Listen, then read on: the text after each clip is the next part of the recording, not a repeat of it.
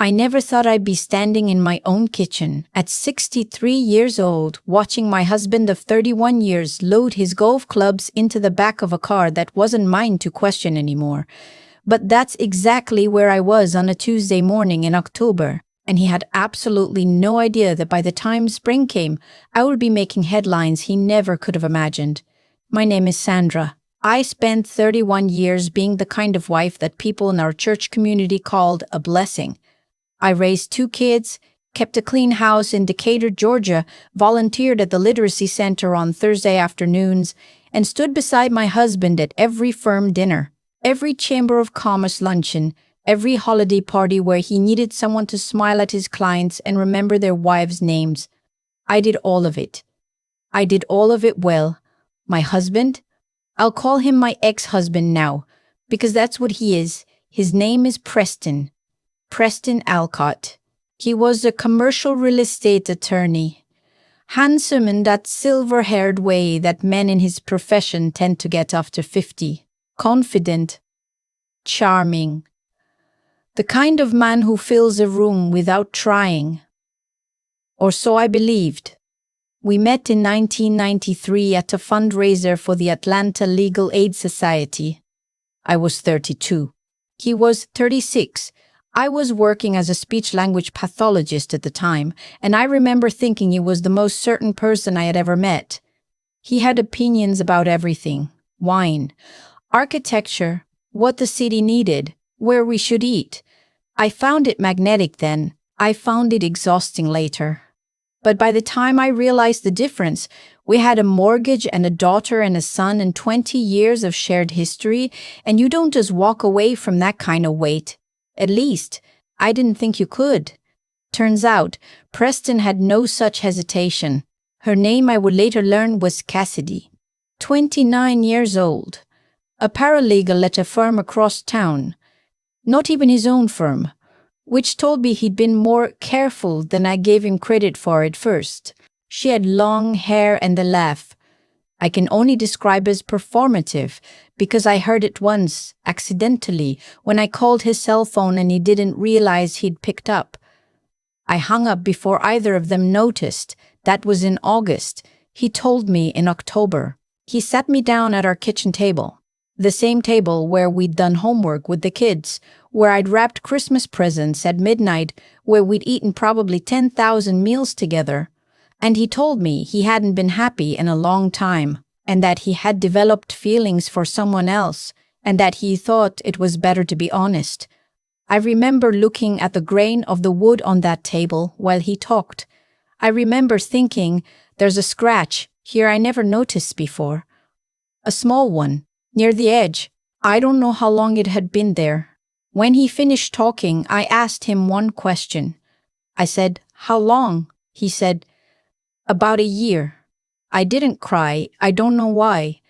I think some part of me had already known, the way you know something is wrong with your body before any test confirms it. You feel it in a quiet place you can't quite name. He moved out within the week. He was efficient about it, I'll give him that. He took his clothes, his golf clubs, his collection of bourbon, and the good television from the living room. He left me the house, the car, and 31 years of silence where marriage used to be. My daughter, Priscilla, called me every single day for 2 months. She lives in Nashville with her husband and my 2 grandchildren, and she wanted to drive down immediately when I told her. I told her to stay. I told her I was fine. I lied, but it was the kind of lie that protects the person you love from helplessness, so I don't feel guilty about it. My son, Marcus. And I know I said I'd use no names from the old list, and I haven't. I double-checked. My son took it harder than I expected. He and his father had always been close in that sports and ambition way that fathers and sons tend to be, and finding out his father had been living a double life for a year cracked something in him that I watched him spend months trying to put back together. I focused on the practical things. That's what I've always done when things fall apart. I called a divorce attorney, a woman, which felt right, and I started building a record of our shared assets. We had the house in Decatur, a condo in Hilton Head that we'd always called the retirement plan, retirement accounts, his partnership stake in the firm, and 22 years of my own retirement savings from when I'd gone back to working part-time after the kids were in high school. Preston's attorney made an offer within the first 60 days. It was decent. Not generous, but decent. My attorney said I could do better if I was willing to fight. I was willing to fight. That surprised me, actually. I had spent so many years smoothing things over that I had almost forgotten I was also capable of going to war. But in the middle of all of this, the depositions, the asset disclosures, the phone calls with my attorney that always seemed to happen when I was trying to eat dinner, my mother's attorney called. My mother had passed the previous spring, April, just before everything with Preston began to unravel. She was 81 years old. She had lived alone in a small house in Macon that she'd owned outright since 1987, drove herself to the grocery store until she was 78, and grew the best tomatoes I have ever tasted in a garden behind that house. She was the most quietly competent woman I have ever known. Her name was Lorraine. And I say that without hesitation because she deserves to be named. My mother grew up with very little. She was the daughter of a tenant farmer in rural Georgia, one of 7 children, and she worked her way through nursing school in the 1960s, which was not a small thing, not for a black woman in the South in that decade. She spent 40 years as a registered nurse, then as a nursing supervisor, and she retired at 67. She drove a 10-year-old Buick. She clipped coupons until the day she died. She never once suggested to me or anyone else that she had accumulated anything beyond the modest savings account and the paid-off house in Macon. So when the attorney, an older man named Hargrove, who had been handling her affairs quietly for nearly 3 decades, called me into his office in downtown Macon on a Thursday afternoon in November, I was not prepared for what he placed on the desk in front of me. My mother had been systematically investing since 1979. She had started with a small inheritance from her own mother, just under $4,000. She had invested it in index funds, which in 1979 was not yet common knowledge. But she had a friend who was a financial advisor who told her to be patient and stay in, and then she had kept investing.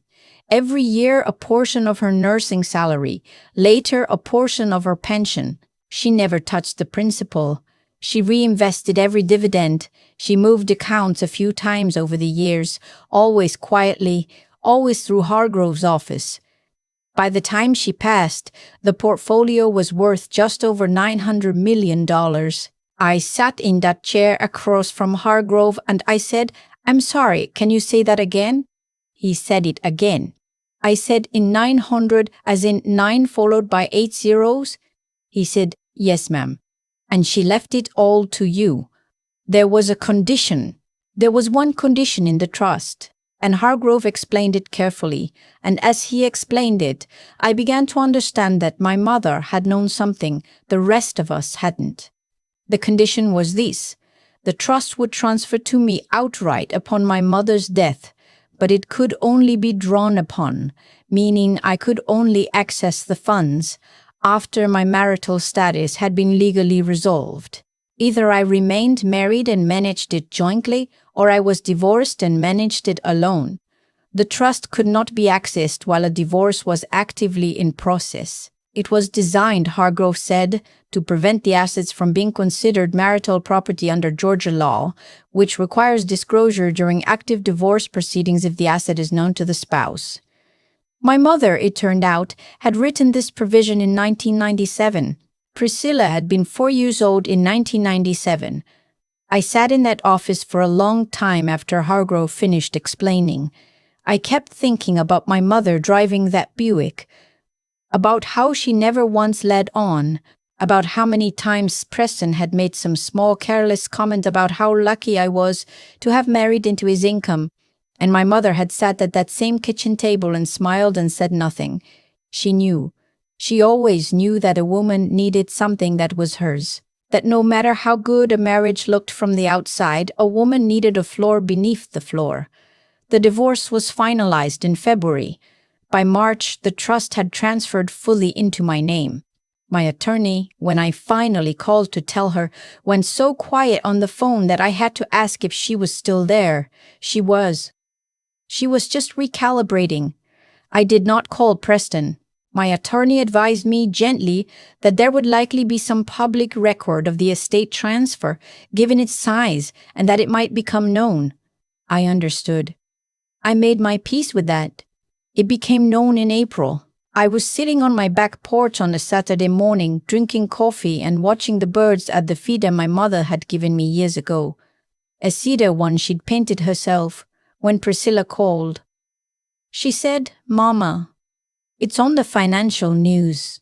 There's a story. They're talking about an estate transfer in Fulton County." I said, "Yes, baby, I know." She was quiet for a moment. Then she said, "Mama, $900 million?" I said yes. She started crying. Not sad crying. The other kind. My son called 20 minutes later and didn't say anything coherent for the first 3 minutes. I just listened to him try to form sentences, and I felt something warm and enormous in my chest, which I think was gratitude. That my children would feel this for me. That they were glad. Preston called that same afternoon. I saw his name on my phone and I sat there looking at it through 2 full rings. I answered. He said, "Sandra," and his voice had a quality in it I had not heard from him in a very long time. Something careful. Something that was trying to find the right angle in the dark. He said, "I've been seeing some things in the news about your mother's estate." I said, "Yes." He said, "I had no idea. I mean, I knew she was frugal, but I had no idea." I said, "No, you didn't." He was quiet. Then he said, "I've been thinking about everything, about us. I made a mistake, Sandra. I know I did. I was going through something, a kind of, I don't know how to explain it. And I made choices that I deeply regret." I looked at the bird feeder. A pair of cardinals had landed on it. The female was plain brown. The male was the bright red one, which always seemed backwards to me, like nature got it wrong, making the quieter one the more powerful one. But maybe nature knew exactly what it was doing. I said, "Preston, I want you to hear me clearly." He said, "I'm listening." I said, "You didn't leave me because you were going through something. You left me for a 29-year-old woman after lying to my face for a year. And you did it at a kitchen table where I had fed your children for 2 decades. So I need you to not call what you did a mistake. A mistake is a wrong turn. What you did was a decision, a series of decisions. You made them every single day for a year." He was quiet. I said, "I wish you well, Preston. I genuinely do, but I am not a door that you get to close and then come back to when the draft comes in. We are done. Goodbye." I hung up. I sat on that porch for another hour. The cardinals came and went. The coffee got cold. I thought about my mother and her Buick. I thought about her garden. I thought about how she had sat at my kitchen table across from my husband for 31 years and known something he would never know, that her daughter had a floor beneath the floor.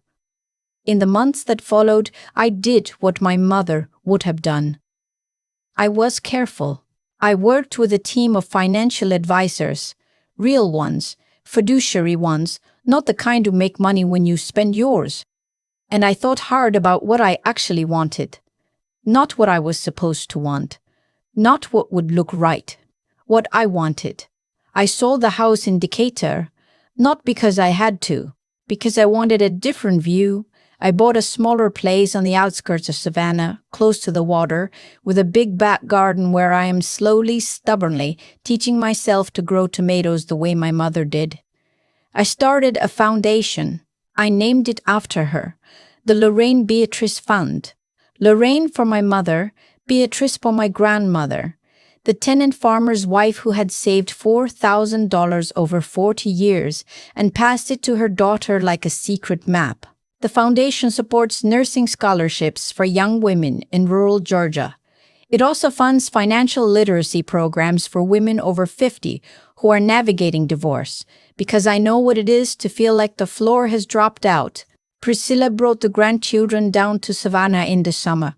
We sat in the garden in the evenings and I taught my granddaughter, who is 7 and already terrifyingly competent, how to check whether a tomato is ready by pressing it gently with one finger. She said, "Grandma, how do you know?" I said, "You just know. After a while, you just know." I don't think about Preston often, less than you might expect. I think about my mother more. I think about all the mornings she must have looked at that investment statement and said nothing. All the years she let people underestimate her. All the patience it must have taken to trust that the right moment would come. She couldn't have known it would be this moment. She couldn't have known the exact shape of what was coming. But she knew that her daughter would need a foundation that was hers alone. And so she built one, quietly, over decades, in the only way she knew how. Some people walk away from you and believe they have taken everything with them. They leave you at a kitchen table with a scratched surface and a silence where a marriage used to be, and they think that's the whole story. They don't know about the floor beneath the floor. They never do until it rises. I keep thinking about that cedar bird feeder my mother painted with her own hands. Not about the money, about the feeder. She gave it to me years before any of this happened, back when my marriage still looked like what it was supposed to be. Back when I thought the life I had built was the whole of what I had. She handed it to me on a Sunday afternoon and said, "Put this somewhere you can see it from your kitchen. I want you to have something beautiful to look at while you're doing the hard work." I didn't understand what she meant then. I do now. What happened to me wasn't luck. I want to say that clearly, because people hear a number like $900 million and they think fortune fell from the sky. It didn't. That fortune was built by a woman who worked night shifts in a hospital in the 1970s and quietly, methodically chose integrity over indulgence every single day for 40 years. My mother never bought what she couldn't afford. She never borrowed to look like something she wasn't. She never let anyone's opinion of her determine what she did with her own resources. That is not luck. That is character. That is the kind of moral discipline that doesn't make headlines but builds legacies. And Preston, I've thought about him too, with less anger than I expected. What undid him wasn't the divorce. It was the smallness of his thinking. He looked at me after 31 years and decided I had no more value to offer. He looked at a 29-year-old woman and decided youth was the same as substance. He made those calculations without wisdom, without patience, without any real understanding of what he couldn't see. He was smart in the way that wins arguments at dinner parties, but intelligence without judgment is just a sharper way to make the wrong decision. I am 63 years old, and I spent the better part of my adult life being careful not to take up too much space. I was good at that. Helpful, accommodating, always thinking about what everyone else needed first. And I don't regret all of it. I raised 2 people I am proud of, and that required something of me that I gave willingly.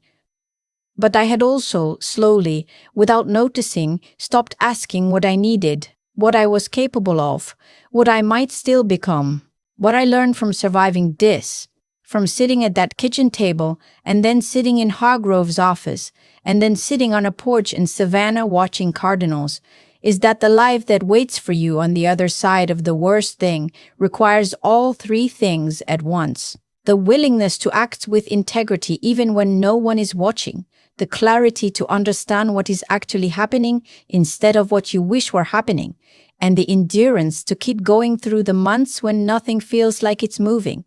My mother had all 3. She had them quietly, without announcement, for 8 decades. I am learning to have them now. The tomatoes are coming in slowly this summer. Not as good as hers yet, but I press each one with one finger, the way she taught me, and I'm getting better at knowing when they're ready.